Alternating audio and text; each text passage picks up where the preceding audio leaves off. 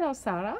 Hi, Connie. Thank you for taking time for this interview. Yeah, my pleasure. Can you tell us a bit first about yourself? Your name, where do you live, your age, your profession maybe? I'm Sarah Urech. I live in a small town called Rosendale, New York, about 2 hours north of New York City.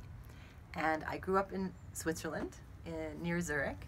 And when I was 18, I moved to the United States, which is where my mother is from, to go to university. And in the end, I stayed there. And I do playback theater. I've been doing playback for 23 years, and that's what brought me to the Hudson Valley, where I live now. I'm also a social worker, a psychodramatist, and I now work at a holistic learning center called the Omega Institute. And I am the interim director of the Omega Women's Leadership Center, where we train women in leadership skills in order to create a more peaceful, just, and sustainable world for everybody. That sounds great. Which kind of women do come to Omega Center to take your leadership courses? We have women of different ages, all different ages. We have a strong scholarship program, so we encourage younger women to come, anywhere over the age of 18. And we have women all through the life cycle and leadership development stages, because some people come who are just beginning their leadership, and some people come who are seasoned leaders, but they maybe need a tune-up. They need an opportunity perhaps to practice self-care. Maybe they need some new skills, either in online arena or perhaps conflict resolution. We offer public speaking and communication skills. And so we really reach a wide range of women. Many of them are working in an activist environment, so they're really very actively engaged in trying to change the way the world is.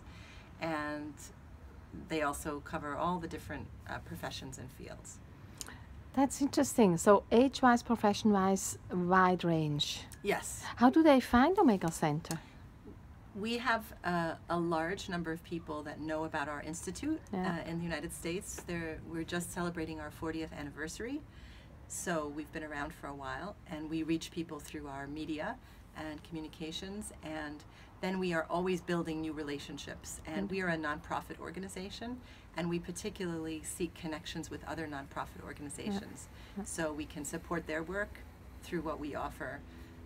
For example, we have a wonderful program, a residency for women leaders, and sometimes some of them find it online, and they can apply, and then if they're selected, they get to come to the Omega Institute, not for a workshop or a course, which is our typical offering, but they get to come and design their own retreat and spend either a weekend or a few days during the week thinking about their own leadership and spending time doing the things that perhaps they never have time for in their everyday life.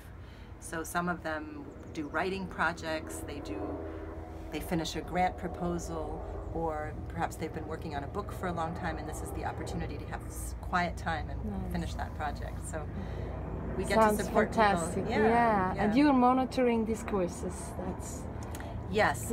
I've been for almost a little over 6 years at Omega, and so I'm one of the people who's programming, selecting what teachers we bring, what courses we offer. We've really developed our own curriculum, how to teach women's leadership. So it's been exciting to be part of a creation of something new. What is your personal situation? How do you live? You mean? Are you married? Do you have children? Yeah.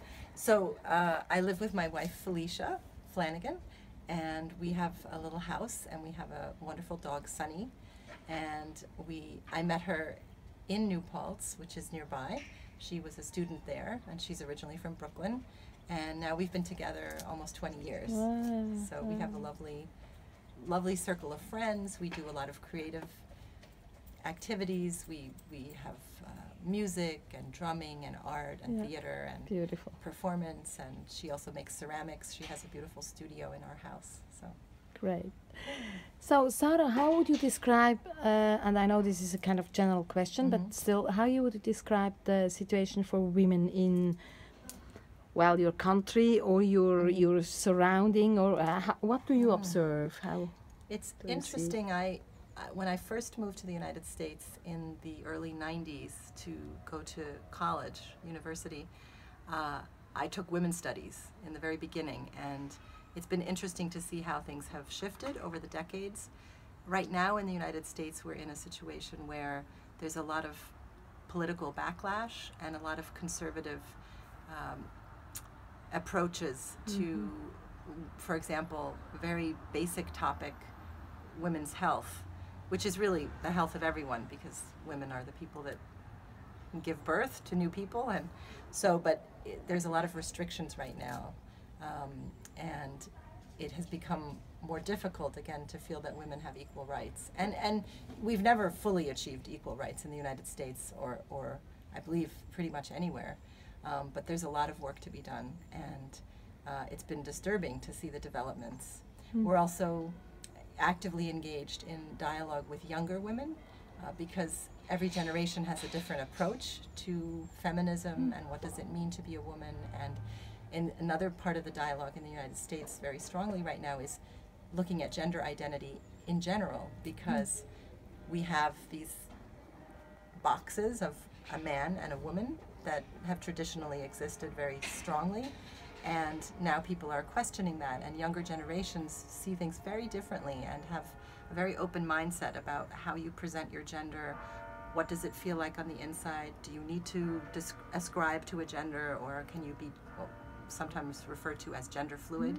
So these are interesting dialogues, especially as a women's leadership center also, to think about what does it even mean to be a woman.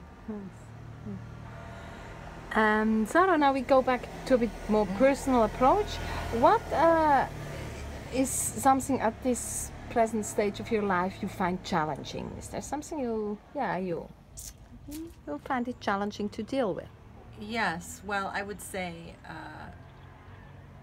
I would go again to, in the United States at this moment, 2017, our political situation and the ways that in general people need to work more to change some of the systems so that we don't have such limitations and restrictions. You mean the procedure of electing a president? Exactly. Yeah. Yeah, that's one of them. That's one of them. You know, even one of the things that's happened since the last election is that a lot of people also locally have become much more active. So I attended in our county where we live, that's the bigger region within New York State, I attended a legislature meeting to hear, like, how does the county government work? And many people came for the first time, like me, to see what is this all about? What are they talking about? How can we contribute? And you can make public statements. So it can be very challenging to be working with people who have very different beliefs. And it can be discouraging sometimes, because it seems that we have some things in common, but then we have very different points of view about human rights, for example. And it's also been exciting to see how active people have become, and I hope that continues, because really that's what we need to have a healthy democracy, which at the moment we are only aspiring to, I would say. What is something you love about your life right now? I love the opportunity to be creative, and when I was at the playback camp in Bulgaria, that was one of the places that was so fun to be with people from other countries and being creative together. And in my life, I pursue singing, and recently I was in a theatrical production, a musical version of Midsummer Night's Dream by Shakespeare. And to be able to fully engage in a creative life, it's very important to me, and it gives me so much. Nice. Yeah.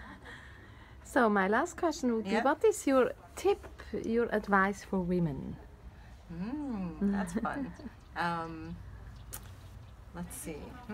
That could be a book. That could be a fun book to write.